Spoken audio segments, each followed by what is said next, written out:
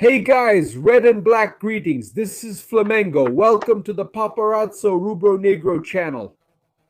If you're just joining, please follow, like, and share on all platforms. On YouTube, subscribe, turn on notifications, and like the video. Here we go. Sponsored by Aroldo's Caravan, you can secure your spot at the Sunday games with Aroldo's Caravan. Man, there's a QR code on the screen for you to get in touch and secure the best travel options for Flamengo's games. Man, Maracana with a fantastic ticket and reception from Aroldo's Caravan. Besides that, you can also lose weight in a healthy way. With fuller hair, the May Slim program.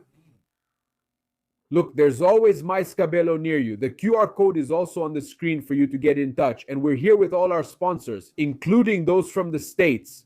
You can get home insurance, car insurance, everything with AIP Florida, man. It's fantastic. Anna's team is one of the most awarded companies in Florida. Besides that, you can also dollarize your assets by buying real estate here in the United States with Vivi Homes Orlando. If you want the best options, service, and after-sales support, just call Aroba. I've already recommended the insurance broker AIP and now Vivi Homes Orlando as well. Well, we have here, man, some very important information to share with you. A lot is happening, right? And the Flamengo fans, even some who at first thought it wasn't a penalty, later saw that it actually was a penalty. When they heard the video assistant referee audio, they were horrified. They were like that. They were shocked. The nerve they had. At the time of the video assistant referee audio, they released the video assistant referee audio. And then, man, Flamengo fans couldn't believe what happened.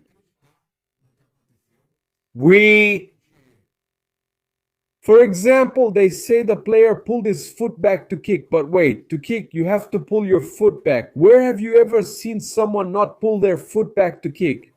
Look at Carlos Daniel. Even our partner here, man, he's a Tricolor fan, and he played the video assistant referee audio. Let's listen to it here. He asked for it. The penalty on Rascaeta, where Leo Franco touches him, as you can see on the foot Rascaeta is about to use to shoot. Man, just take a look. Listen carefully to what the video assistant referee said about this play. There. You have to look at the foot, the left foot, the left foot, the left foot, the left foot. For this one, here the crane stayed with the crane. Here the left with the left foot. Relax, video assistant referee will handle it and use your run. It's okay. The video assistant referee audio in the play where Flamengo the video assistant referee audio. Hold on, hey. Hold on, Julio. Some Paulo player, you can relax. Video assistant referee will see the play. Your run can just count as exercise. It wasn't wonderful or anything. It wasn't a success for me. It wasn't from the front.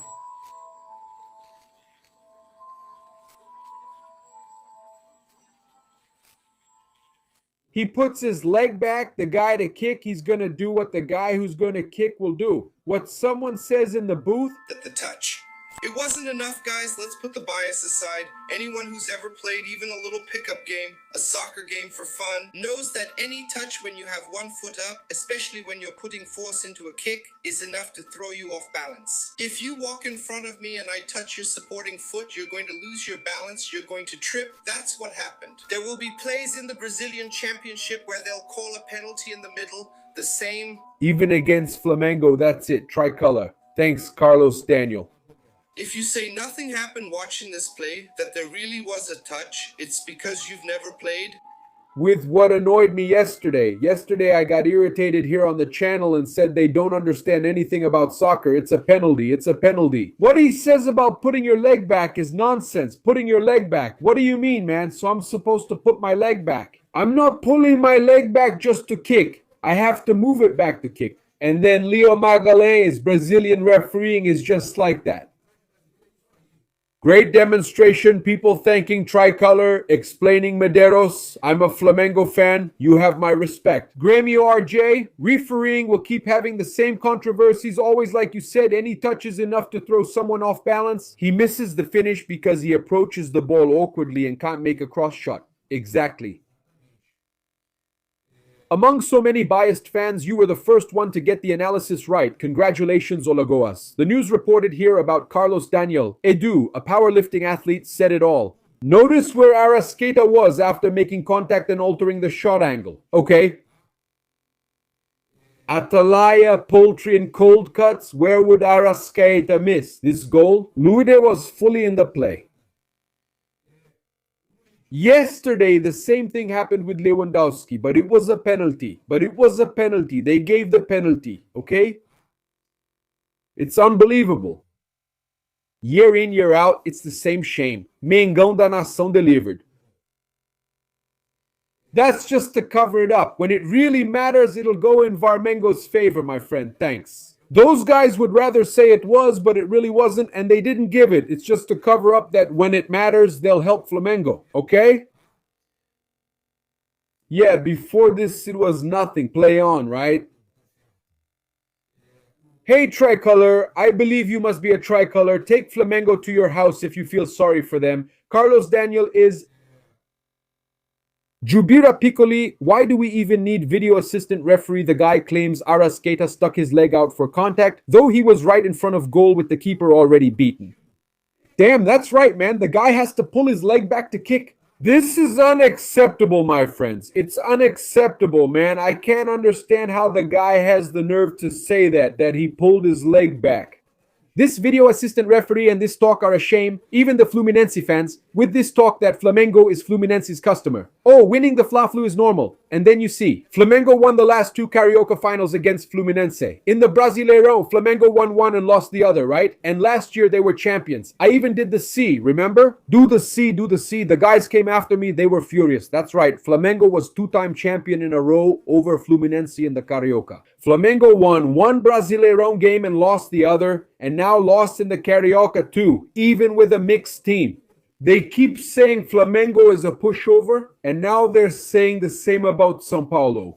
Rica Perone, my buddy, always comes to mess with me, saying that only São Paulo wins. Flamengo, which is better at crossing, is doing better than Flamengo. No way, that's not right, it's tied. They might perform best against Flamengo, but better than Flamengo? No way. Buddy, look at this. São Paulo has had the most success against Flamengo since 2019. After yesterday's win, São Paulo is the only Serie A team with no disadvantage against any opponent, including Fluminense. Everyone else does. They have the same number of wins in the period, 8-8, okay? It's 8-8 Flamengo and São Paulo. You might want to brag because there's a draw. Even with another, it wouldn't matter, but that's fine. Congrats to São Paulo. Your prize is matching Flamengo's win count since 2019. That's your reward. São Paulo wins just like Flamengo. São Paulo ties with Flamengo in the matchup. What kind of prize is that? Such an important title from São Paulo, right? Rica hugs. Rica Perone, always teasing me. I said, man, let me enjoy my son for a bit. Look at this.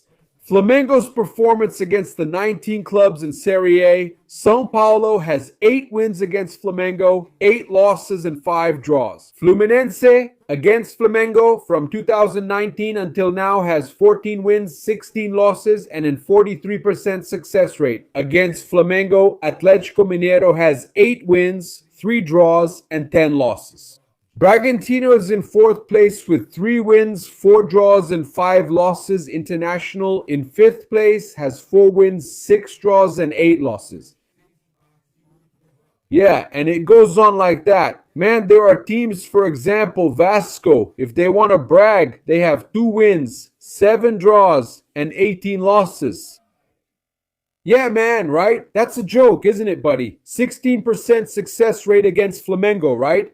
Botafogo fans who like to talk have only a 23% success rate against Flamengo, 4 wins, 2 draws, and 14 losses. For God's sake, who's really the underdog here? Flamengo isn't anybody's underdog. Flamengo isn't anybody's underdog. And you, Tricolor from Rio de Janeiro, Fluminense fan, who claims Flamengo is Fluminense's underdog? I got the record here from 2019 on, damn, it's been 7 years, we're about to hit 8.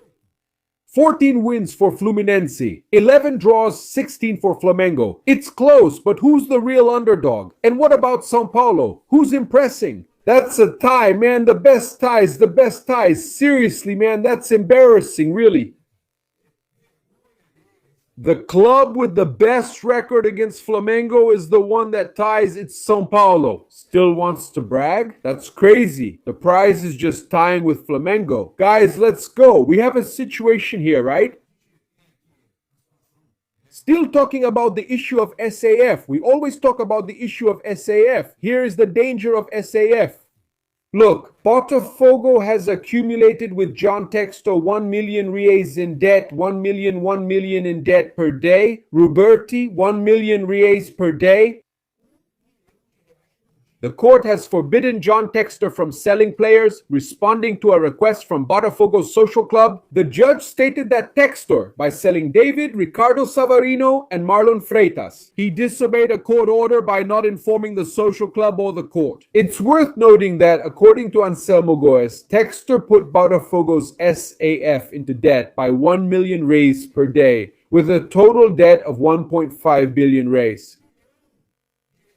The whole Botafogo is in. There, he looks at the hole he got himself into. Botafogo did.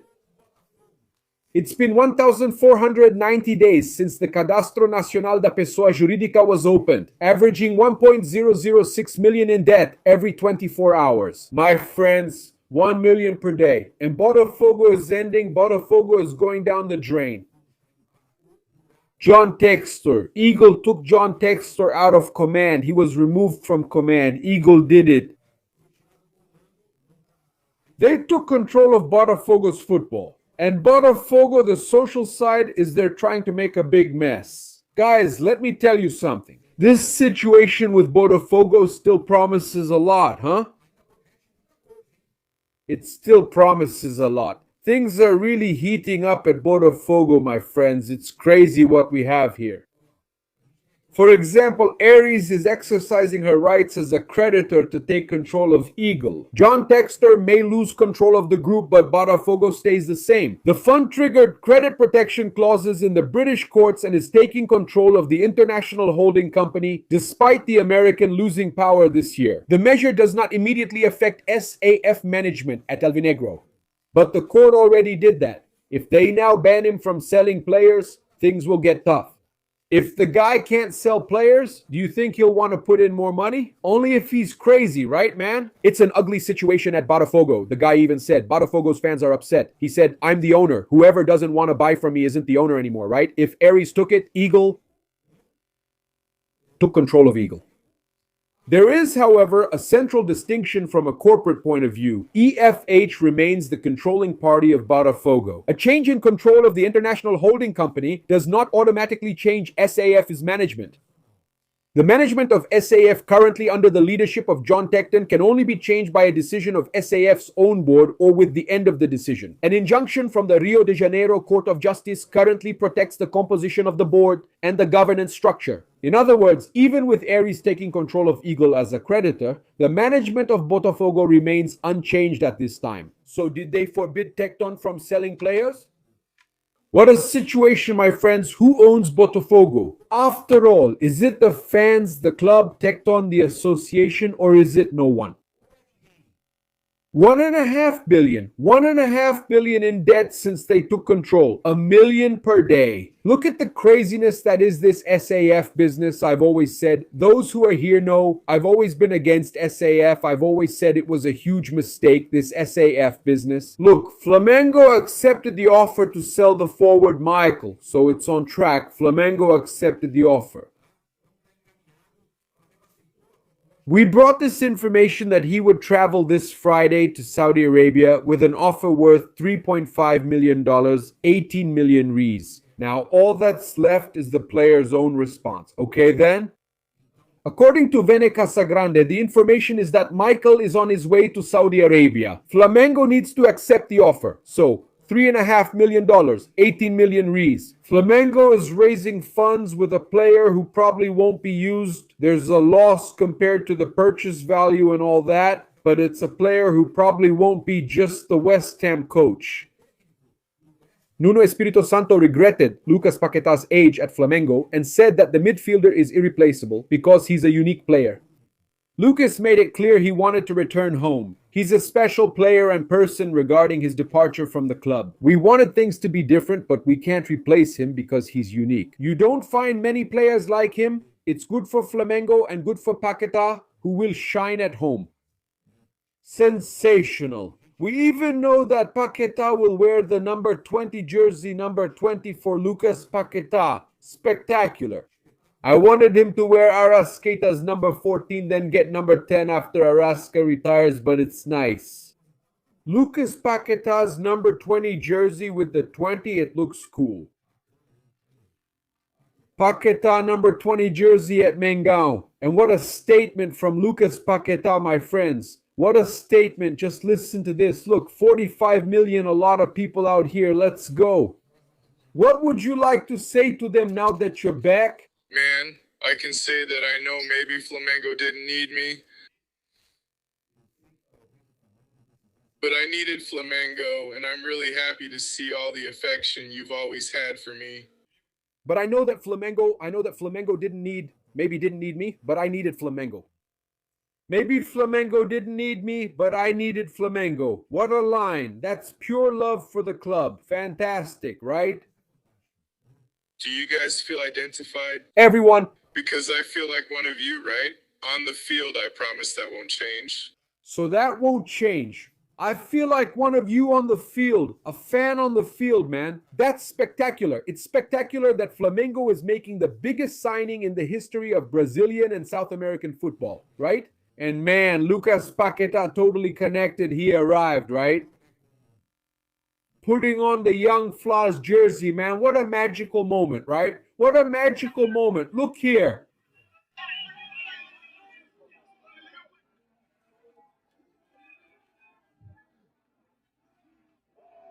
He put on the young team's jersey.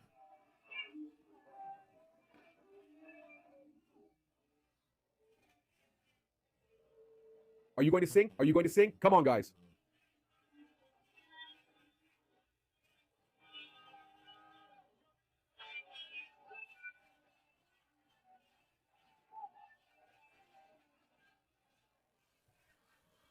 Paquetá singing with my friends. Oh, happiness.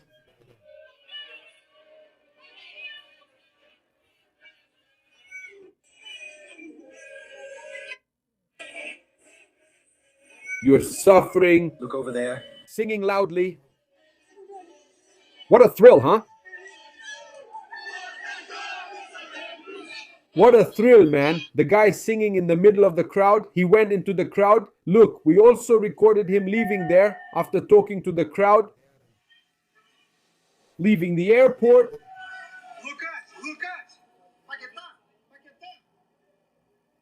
Passing by there. Here's the thing, guys. We put the jersey here. Look, top 20.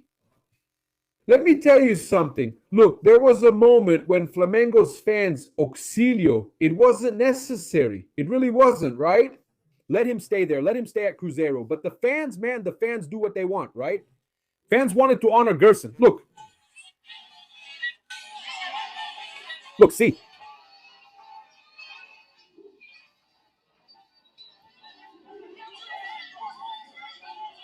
There, Paquetá didn't sing.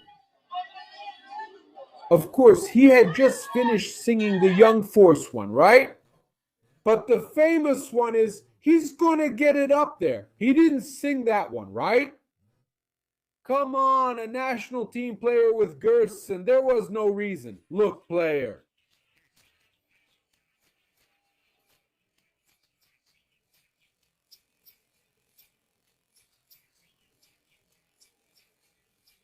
Little sticker kid, little sticker, amazing kid, amazing guy. He's really important, right?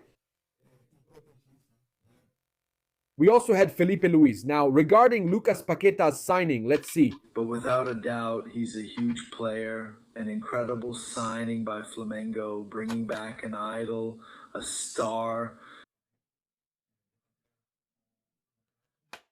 For that amount, it means the club is in a spectacular moment internally, very well organized, very well managed, right? By the people who take care of the club, and this sense of calm is passed on to the players. and it's really good to work here. And Paquetá, without a doubt, if he really comes, he'll be someone to further increase the quality of this squad. He's a decisive and unique player, and everyone is eager for him to join. We hope he can start training with us soon, but... Sensational, but that's it. So, Felipe, right, talking about Lucas Paquetá, right? Making it clear that he's a player. Yeah, he's a player. Incredible signing by Flamengo. And he really is, right? It really is an incredible signing by Flamengo, man. Spectacular. That's a reason for a lot of celebration, right? Oh, and also to let you know that Jose Boto, right? He had his case. He was acquitted today. In the trial, it was about statements regarding refereeing mistakes in the São Paulo versus Palmeiras match in the 2025 Brasileirão. Sure, as usual, they wanted him punished for telling the truth. Palmeiras got help from the referees. The guys came to our page, Palmeiras fans, to say, as always, that he was acquitted. That's it. You won't mention the refereeing error against Flamengo yesterday or Palmeiras getting help in the first Brazilian league game. Otherwise, they would have lost to Atletico if not for that sneaky draw from the illegal play. You don't talk about that, right? That's it, guys. We'll return with more updates later today or tonight, maybe tomorrow. It's 5 a.m., our usual upload time. Big hug, red and black greetings. This is Flamengo. Thanks.